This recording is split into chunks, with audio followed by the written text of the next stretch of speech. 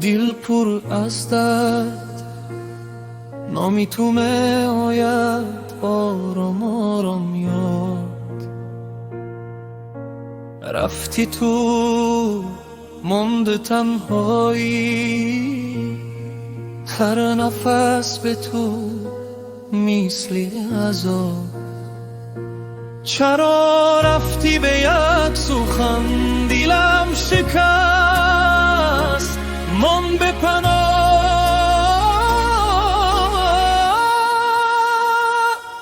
به تو شبها سردم دل خسته از انتظار، نگاهم در راحت نمیایی دیگر. گفتی دوست میدارم کو آن وعده ها، حالا منو تنهایی یادی تو هر جا.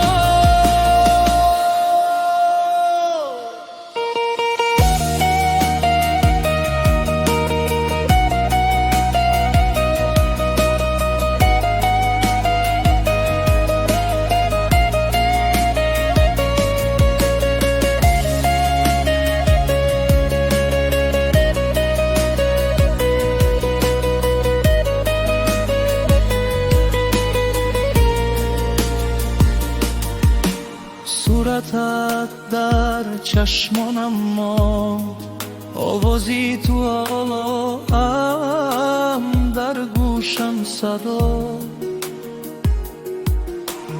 گفتی برمیگردم ولی این دلم دیگر باور نداره. فریبار که نامت را میگیرم، اشکم میرزد آرام آرام آرام.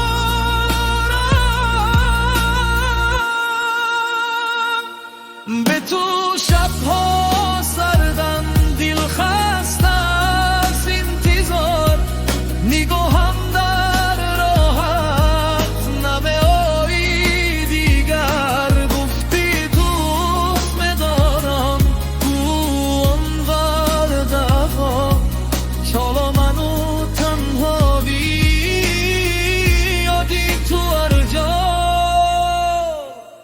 شاید یک روز فهمی دردم را، شاید برگردی ولی دیر میشود.